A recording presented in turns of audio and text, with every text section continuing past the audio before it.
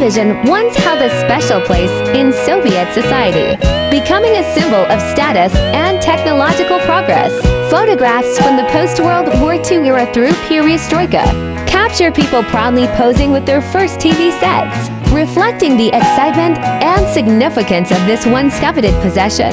These images offer a glimpse into a time when bringing a television home was a milestone for many families.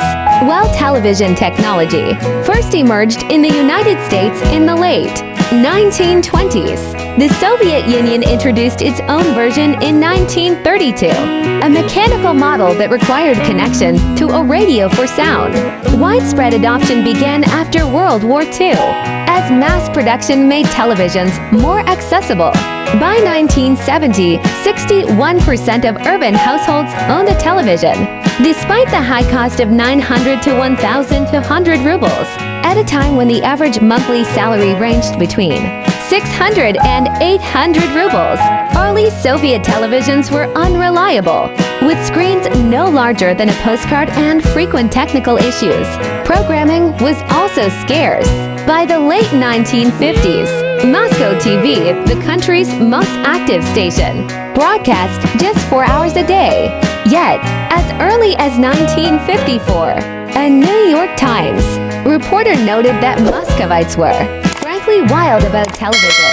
While television did not become a fixture in most Soviet households until 1970, many families acquired sets much earlier, regardless of their financial status. In 1955, an American visitor was surprised to see homes in disrepair, sinking into the mud, yet still equipped with television antennas. The rapid rise of television sparked concerns among some cultural critics, who feared its influence might erode Soviet ideals. Initially, there were debates over its impact on viewers, but by the mid-1960s, as the novelty wore off, the cultural elite largely accepted television's presence. Meanwhile, political leaders embraced its potential as a powerful propaganda tool. By the mid-1970s, television had reached nearly every household in the Soviet Union. Communist officials saw it as an essential instrument for shaping public opinion, a reality that alarmed dissident intellectuals. Many of them mockingly referred to Moscow's towering Ostankino TV center as the needle, believing it injected propaganda directly into the minds of the masses.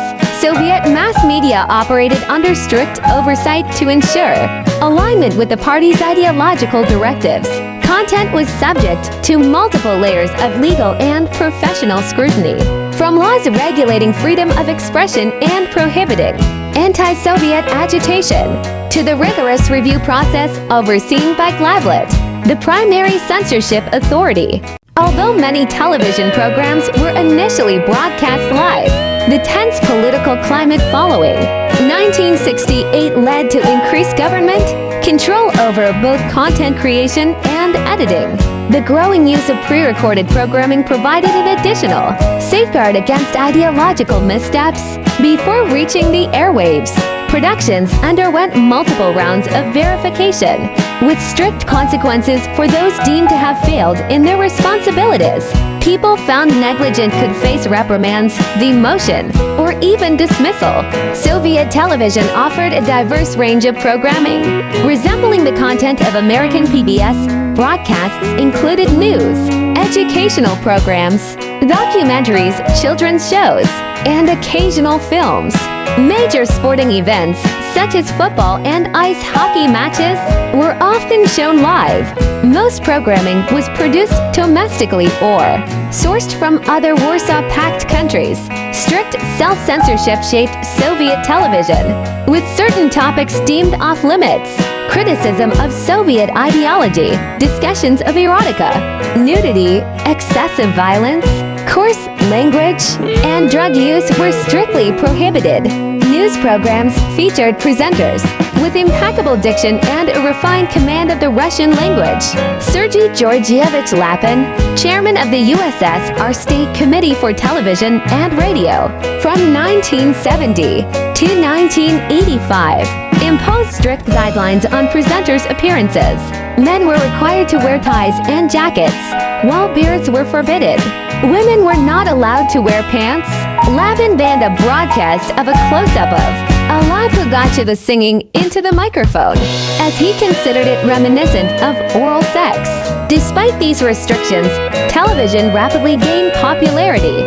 Daily broadcasting hours expanded from 1,673 in 1971 to 3,700 by 1985. A state-of-the-art television and radio complex, PTRC, was constructed for the 1980 Moscow Olympics, and the Austin Kinotechnical Center in Moscow became one of the largest facilities of its kind in the world.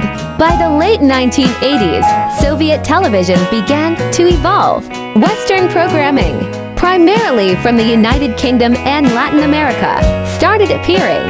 Talk shows and game shows, often modeled after Western formats, were introduced. Until then, Soviet television had been entirely free of advertising. Even when commercials were eventually allowed, they remained rare due to the limited number of companies capable of producing them. Photo credit, TSSVK, enhanced and upscaled by our HP. Please subscribe this channel.